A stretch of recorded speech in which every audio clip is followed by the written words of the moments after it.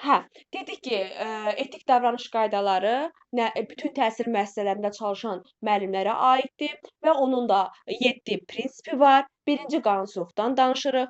Qanunsuzluq odur ki, müəllim Azərbaycan Respublikasının qanunlarına və tərəfdar çıxdığı beynəlxalq müqavilələrə əməl etməlidir, riayət etməlidir. Misal üçün, bax bu il kurikulumun özü gəlmədi və Azərbaycanın tərəfdar çıxdığı beynəlxalq bir müqavilədir və biz də müəllim olaraq bu artıq təsdiqlənmiş, qanuna uyğun olaraq biz də bu kurikulumu təhsilimizdə müəllim olaraq tətbiq eləyirik. Qanuna riayət eləyirik. Qanunçuluqla bağlı müəllimlər, dərin situativ testlər düşmür. Elə Azərbaycan Respublikasının konstitusiyasına, qanunlarına riayət eləyir, beynəlxalq müqavilələrə, əməl eləyir. Bu kimi elə sözlər görsəz, götürürük elə qanunçuluq prinsipinə. Sonra növbəti bir bu qanunçuluq. Sonrakı prinsipimiz olacaq vicdanlı davranış. Vicdanlı davranış odur ki, vicdanlı müəllim odur ki, öz peşəsini, fəaliyyətini keyfiyyətlə, səmərəli yerinə yetirsin. Nümunəvi olsun. Hər kəsə nümunə olsun vicdanlı müəllim. Yəqin eşitmisiniz də, tutaq ki, filankəs müəllim vicdanlı müəllimdir. Zeynəb müəllimə vicdanlı müəllimədir, Gülnaz müəllimə vicdanlıdır, Səyyaz müəllim vicdanlıdır. Bunu nəyə görə deyirlər? Öz peşəsini keyfiyyətlə səmərəli yerinə yetirdiyinə görə. Bax, nümunə verirəm sizə. Misal üçün deyirəm. Gülnaz müəllimə görür ki, texnologiya müəllimidir. Görür ki, məktəbdə öz dərsi ilə bağlı avadanlıqlar çatmır. O dərsini məsələn, o avadanlıqlar olmasa, dərsini çox keyfiyyətli keçə bilməyəcək də. Gülnaz müəllimə öz cibindən məsələn pul qoyur, gətirir məktəbdə həmin avadanlıqlarla təmin edir və dərsini təşkil eləyir. Keyfiyyətli təşkil eləyir. Görürsünüzmü? Gülnaz müəllimə vicdanlı müəllim oldu, nümunəvi müəllim oldu və dərsini də keyfiyyətlə təşkil eləmiş oldu. Və yaxud da ki, Zeynəb müəllimə dərs keçməlidir tarixdən. Görür xəritə yoxdur, tarixi şəxsiyyətlərlə bağlı keçir, bir şəkil yoxdur. Fikirləşir ki, mən dərsimi keyfiyyətli keçə bilmirəm axı belə. Gətirir dərsi xəritə ilə təmin edir. Olur o zaman Zeynəb müəllimə nümunəvi müəllim, vicdanlı müəllim, dərsini keyfiyyətlə keçmiş olur. Və yaxud idman müəllimi olsun, Səyyad müəllim, məktəbin topu yoxdur, digər idman avadanlıqları yoxdur. Adi bir topu deyim, gətirir topla təmin eləyir. Olur da elə məktəblər var ki, çox avadanlıqları yoxdur, məhduddur. Əgər həmin müəllim gətirir həmin avadanlıqla təmin edirsə, misal üçün avadanlıq olsun, öz dərsini keyfiyyətlə keçirirsə, vicdanla tədris eləyirsə, bu olur vicdanlı müəllim və nümunəvi müəllim. Sonra müəllimlər, növbəti prinsipimiz loyallıqdır. Loyallıqda nəyə diqqət edirik? Deyir ki, müəllim çalışdığı müəssisənin nüfuzunu qorumalı, onun fəaliyyətinə xələl gətirəcək hərəkətlərdən, tənqidi çıxışlardan çəkinməlidir. Bu nə deməkdir? Misal üçün, müəllimlərdən biri deyir ki, filan məktəbin müəllimləri yaxşı, eşitmişəm ki, filan məktəbin müəllimləri yaxşı dərs keçmir. Görürsüz, digər müəssisə haqqında, digər müəssisənin işçiləri haqqında tənqidi mülahizə irəli sürür. Bir nəfər soruşur ki, həmin müəllimdən ki, ay müəllim, hardan bilirsiniz ki, tutaq ki, filan məktəbin müəllimləri dərs keçmir? Deyir, eşitmişəm.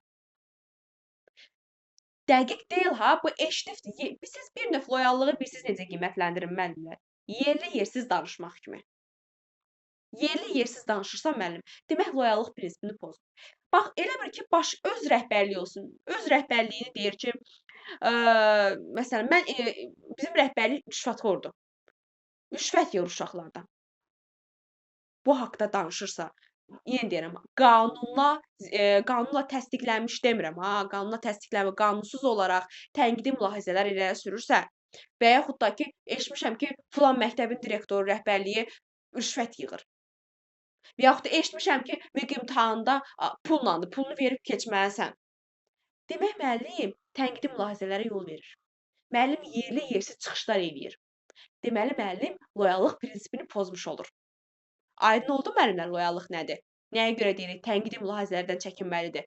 İstər yenə deyirəm, öz müəssisəsi olsun, istər başqa bir müəssisə olsun, istər öz kollektivi olsun, öz rəhbərliyi olsun, tənqidi mülahizələrdən çəkinməlidir və tənqidi mülahizələrlə çıxış etməməlidir. Bu zaman loyallıq prinsipini pozacaqdır. Loyallıq prinsipi ümid edirəm ki, aydın oldu.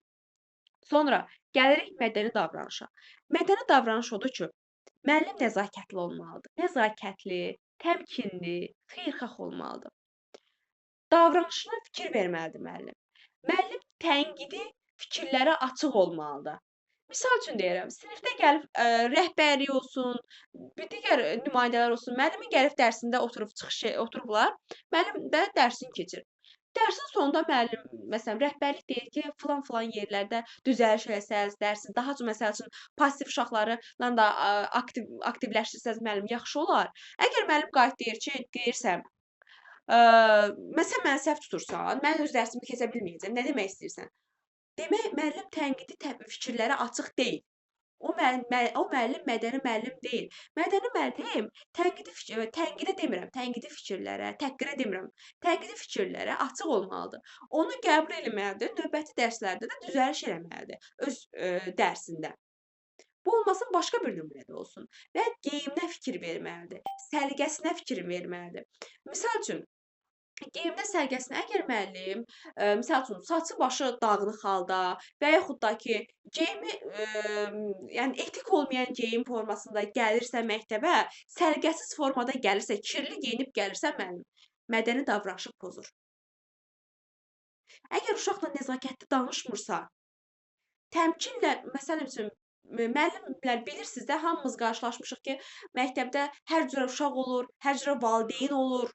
Onları təmkinlə qarşılayıb, təmkinlə yola vermək lazımdır. Eləsi var gəlib deyir ki, sən mənim uşağımı niyə, məsəl üçün, niyə 3 yazmısan mənim uşağıma? Sən kimsən ki, mənim uşağıma 3 yazırsan? Onu əgər siz də qayıdıb deyərsiniz ki, mən yaxşı eləmişəm, sən kimsən ki, mənim işimə qarışırsan, bu zaman aləm qarışır bir-birinə. Burda mədəniyyətdən söz gedə bilməz. Siz onu təmkinlə yola verməlisiniz, öz danışığınızla. Bu zaman mədəni davranış prinsipini yerinə yetirmiş olursunuz. Deməli, mədəni davranış prinsipində nələr oldu? Danışıq təmkinli olmalıdır, mədəni danışmalıdır, geyiminə diqqət eləməlidir, tənqidi fikirlərə açıq olmalıdır. Bu olur mədəni davranış prinsipi. Sonra gəlirik qərəzsizlik prinsipinə. Qərəzsizlik odur ki, müəllim qərəzsiz yanaşmamalıdır uşaqlara. Qərəzli yanaşmamalıdır. Bu nə deməkdir? Bax, istər dini olsun, istər irqi olsun, sosial olsun, cinsi olsun, bu kimi ayrı seçkiliyə yol verməməlidir. Misal üçün, sinfinizdə görürsünüz ki, deyir, siz qatı dindarsınız, məsələn, İslam dininə xidmət edirsiniz. Eşidirsiniz ki, sinifdə uşağın biri deistdir. O uşağı göz-cısına salırsınızsa, siz qərəzsizlik prinsipini pozursunuz. Çünki dində hər kəsin öz dini var, öz inancı var. Hörmət eləməlisiniz. Və yaxud da ki, uşaqlardan biri daha yaxşı imkana malikdir, o sosial mənşəyi daha yüksəkdir, onu fərqləndirirsiniz uşaqları, digər uşaqlardan. Demək, siz qərəzsizlik prinsipini pozmuş olmusunuz və yaxud da ki, uşaqların valideyninlə sənin tutaq ki, problemin var, sözün ha vaxtsa bununla çəpləşibdir, uşağı göz çıxdına salırsansa, uşağı ayrı seçkilik qoyursansa, yenə sən qərəzsizlik prinsipini pozursan. Çünki harda ayrı seçkilik gördünüzsə, qərəzsizlik prinsipidir, müəllimlər. Bir də müəllimlər, qərəzsizlik prinsipdə bir dənə də nüans var. Müəllim, bu dedim, cinsi, dini, sosial mənşəyi, siyasi baxışlarına fərq qoymamalıdır. Bir dənə də nüans var qərəzsizliklə bağlı. Müəllim kənar şəxslərin onun işinə, müdaxiləsinə şərait yaratmamalıdır. Bu nə deməkdir? Bax, tutaq ki, Gülnaz müəllimə dərs keçir, dərs keçdiyi yerdə sinifə bir nəfər girir, deyir ki, müəllimə, filankəsin uşağı, o sizin sinifdəki filankəsin babası filan yerdə vəzifədə işləyir, onun qiymətini yüksək yaz. Bax, sizin işinizə müdaxilədirmi? Əgər siz qərəzsizlik prinsipini necə yerinə yetirərsiniz, imkan verməməlisiniz ki, sizin işinizə müdaxilə eləsin. Siz deyəcəksiniz ki, o uşaq hansı qiymətə haqq edirsə, haqqı nədirsə onu yazacam. Babası harda işləyir, nənəsi harda işləyir, məni maraqlandırmır. Digər uşaqlardan fərq qoymamalısınız. Kənar şəxslərin sizin işinizə müdaxiləsinə imkan verməməlisiniz. Bu da qərəzsizlik prinsipə bir hissəsidir. Sonra gəlirik ictimai etimada. İctimai etimadda odur ki, müəllim peşə nüfuzunu qorumalı, etik davranış qaydalarını pozmaqla müəllim adını xələl gətirməməlidir. Pozmamaqla olmalıdır. Müəllim adına xələl gətirməməlidir. Müəllim, yəni, cəmiyyət içərisində nüfuzunu qorumalıdır, ictimaiyyət içərisində. Bax, ictimai etimad adı odur, ictimaiyyət içərisində müəllim nüfuzunu qorumalıdır. Olar ki, olar ki, nəsə bir səhvə olar, nüfuzuna problem yaranar, onu tez bir zamanda aradan qaldırmalıdır. Misal üçün, mənim tanıdığım məktəblərdən birində nümunə gətirirəm. Məktəb direktoru bilmədən etik bir şəkili, qeyri-etik bir şəkili statusunda paylaşılmışdı. Özü bilmədən paylaşılmışdı. Məktəb direktoru da bütün kənd ayağa qalxmışdı ondan ötürü ki, amma yəni məktəb direktoru çox yaxşı, salib seçilən adamlardan biridir. Bilmədən olub. Bütün kənd ayağa qalxmışdı ki, o direktor vəzifəsindən azad olunmalıdır, biz onu istəmirik. Həmin müəllim öz etimadını qısa bir zamanda nüfuzunu cəmiyyət içərisində bərpa elədi. İctimai etimadını bərpa elədi, nüfuzunu bərpa elədi. Bu olur bizim ictimai etimadımız. Aha, sonrakı gəlirik nəyə? Sonrakı gəlirik insan hüquq və azadlıqlarına hörmət. İnsan hüquq, azadlıq və şərəfinə hörmət prinsipi. Bu prinsipdə nədir müəllimlər? Bu prinsipdə adından göründüyü kimi müəllim şagirdlərin və digər şəxslərin şərəf və layiqətinə hörmətlə yanaşmalıdır. Həmçinin də müəllim ona deyilən konfidensiallığı qorumalıdır. Konfidensiallıq nədir? Gizliliyi qorumalıdır. Bax, misal üçün deyirəm, Zeynəb müəlliməyə gəlib deyiblər ki, valideynlərdən müəllimə görür ki, şagird tez-tez dərsdən qalır, dərsə də gələndə diqqətini dərsə cəmləyə bilmir. Valideynə zəng edir, soruşur ki, hörmətli valideyn, sənin övladın diqqəti dağınıqdır, vaxtı-vaxtında dərsə gəlmir. Yəni, bu nəydən əlaqəli ola bilər? Valideyn qadir deyir ki, müəllim, yəni bizim ailədə problemlərimiz var. Xahiş edirəm ki, heç kim də bilməsin. Ona görə uşaqda təsir edib bu da. Bu həmin müəllimə sadəcə Zeynəb müəlliməyə verilən bir məlumat idi, gizli bir məlumat idi. Zeynəb müəllim bu gizliliyi qorumalıdır. Əgər digər müəllimlərlə hansısa bir müəllimə desə Zeynəb müəllimə, onda konfidensiallığı, gizliliyi pozmuş olur. Demək, ancaq buna deyilmişdi bu məlumat. Və yaxud da ki, növbəti müəllimlər, bir də sizə bir şey deyim bununla bağlı. Ola bilər ki, sizə konfidensiallıq dedi düşə bilər. Bu yenilikdir dediyim insan hüquq azadlıqlarına, şərəfinə hörmət prinsipi. Bu düşübdür, kitabları yenilənibdir. Ola bilər ki, sizə konfidensiallıq olaraq düşər. Konfidensiallıq gizlilik deməkdir. Bayaq nümunə gətirdim ha. Gizliliyi qorumalısınız. Sizə verilən sirri saxlamalısınız. İstər məktəb yoldaşınız, istər daha doğrusu kollektiv yoldaşınız olsun, istər şagirdlər haqqında olsun, istər valideynlər haqqında olsun, sizə bir gizli məlumat verilibsə, sadəcə sizə deyilibsə, biz o gizliliyi qorumalısınız, gizliliyi təmin etməlisiniz. Bu olur konfidensiallıq, adı konfidensiallıqdır. Onlar ki, yenə deyirəm, sizə belə də sala bilərlər, bunu yadınızda saxlayın. Sonra prinsiplərimiz bu qədərdir müəllimlər. Sonra gəldik nəyə? Müəllimlərin həm iş zamanı, həm də işdən kənar vaxtlarda əməl etməli olduğu hüquq və etik normalar var. Məsələn, xidməti davranış, işdə olan davranışlar. Nə etməlidir müəllim? Müəllim iş vaxtına riayət etməli, rəhbərlik qanunla tapşırıqlarını icra etməlidir. Bax, qanunla deyirəm, icra etməlidir. Əgər tapşırıq qanuna ziddirsə, ondan imtina etmək hüququ var. Misal üçün, rəhbərlik hər hansı bir iş tapşırıq müəllimə, amma müəllim bilir ki, bu qanuna ziddir. Müəllim haqqı var ki, imtina eləsin bunu. Desin ki, yəni, bu mənim işim deyil də, müəllim. Qanuna ziddir, mən bunu etməyəcəm. Və yaxud da ki, korrupsiya ilə mübarizə müəllim rüşvət almamalıdır. Heç bir şəkildə korrupsiyaya qarşı da təbliğat aparmalıdır şagirdlər arasında. Daha sonra müəllim Azərbaycan dil normalarına riayət etməlidir.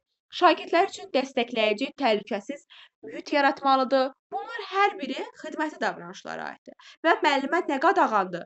Məktəb həyətində siqaret çəkmək. Məktəb həyətində siqaret çəkmək, bir də ki, məktəbin avadanlıqlarından öz şəxsi avadanlıq, öz məqsədləri üçün istifadə etmək qadağandır. Sonra, bir də xidmətdən kənar davranış var, yəni məktəbdən sonrakı fəaliyyətə aiddir. Müəllim deyir ki, şəxsi həyatında da öz oturuşuna, duruşuna, geyiminə, gülüşünə, davranışına diqqət eləməlidir. Məsələn, müəllim sosial mediasında məsələn adına xələl gətirə biləcək, peşə nüfuzunu aşağı salacaq fotolar, videolar paylaşmamalıdır. Misal üçün, elə müəllimlər var ki, elə səviyyəsiz videolar paylaşırlar ki, elə səviyyəsiz şəkillər paylaşırlar ki, bu yəni nə olsun ki, məktəbdə deyilsən, məktəbdə kənar fəaliyyətdə, amma sən adı üstündə müəllimsən, müəllim adını daşıyırsan. Ona görə bunu etməməlisən. Çünki sən müəllim adına xələl gətirirsən. Sən öz işlədiyin müəssisəyə xələl gətirirsən. Daha sonra həmçinin də təbiət, tarix, mədəni irsi qorumalıdır müəllim. Daha sonra bir də qaydaların riayət olunması var. Hansı qaydalardır? Müəllim məsələn, bu qaydalara riayət olunması ilk öncə rəhbərlik qaydalarla kollektivi tanış eləməlidir. Və həmçinin də əgər müəllim etik normaları pozsa, bu zaman nə olacaq? İntizam məsuliyyət tədbirləri görülə bilər müəllim haqqında. Hətta etik davranış qaydalarını pozsa, 1 illik öz peşəsindən azad oluna bilər. Yəni icazə verilməyəcək ki, 1 il öz peşəsi ilə